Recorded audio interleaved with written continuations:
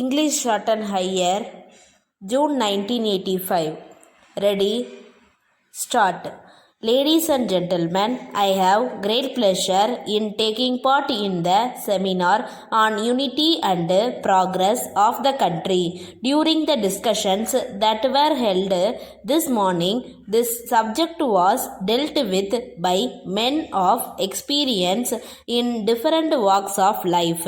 I am sure their views will be taken into consideration by those who are responsible for shaping the destiny of the country. I would like to share with you some of my thoughts in this matter. In the first place, when we talk of unity, some may wonder why this is talked about over and over again. At a time when we are already united, it is natural for them to think like that. I also agree with them to some extent. But as one who took part in the freedom movement and who is interested in the unity and progress of this country, I request them to look at this matter from a long range point of view, because I have a feeling that there are some sections of the society here and there which are trying to disrupt the unity of the country.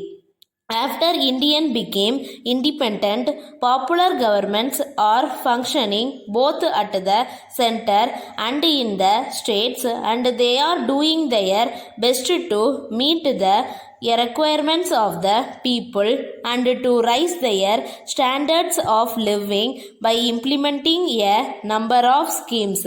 In spite of this, due to the growing needs of the people, they expect more and more from the government. How this can be done is the question. Ministers at the center and in the states are elected by the people from time to time, and there is no doubt they are working for the progress of the country and the people, but on account of number of unforeseen circumstances, we have not been able to progress to the desired extent. One of the reasons for this situation is when there are floods in some parts of the country and drought in some parts of the country, we see that large sums of money are spent by the government in order to give relief to those affected by natural calamities. In addition to this, a sizable sum of money has to be spent for the defense of the nation, without which freedom cannot be preserved. It is only after meeting these inevitable items of expenditure, the revenues of the government have to be spent for other essential items. While doing so, it is very often seen that the available funds are not sufficient to meet the needs of the people, and there are grievances here and there. Taking into consideration these aspects, the government and the people have to work together to make the best use of the natural resources and increase the national wealth.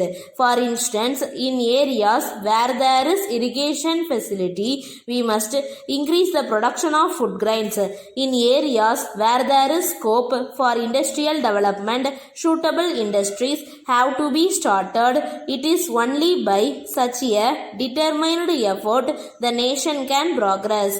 Another matter is that while we have to take advantage of the latest developments taking place in the advanced countries and adopt them, we have to see that in our country, where there is plenty of manpower and vast areas of land available for exploitation, occupation we have to plan in such a manner as to provide work for all our citizens.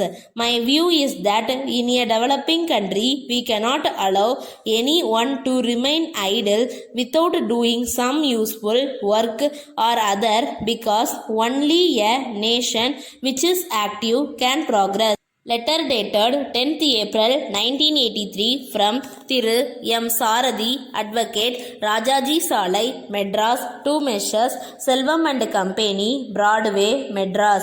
Dear Sirs, under instructions from my client Thiru V. Ramasamy, residing at 4 Luschurch Road, Madras, I am writing this letter to bring to your notice the following. You are in occupation of the premises owned by my client at 20 Broadway, Madras for the last 10 years. I have to point out that the period of lease had expired last year, and my client wrote you a number of letters requesting you to vacate and give vacant possession of the building, as the same is required by him for the expansion of his business. You have replied in your last letter that it would not be possible for you to vacate it immediately because it would be difficult to secure a suitable building in the same locality, and have requested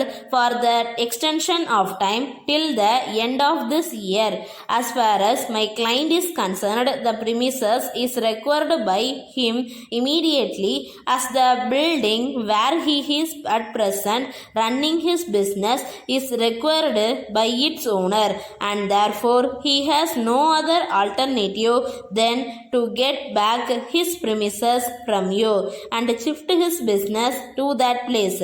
I am to request you to appreciate the position of my client and vacate the premises within 3 months. Thanking you. Yours faithfully, Stop.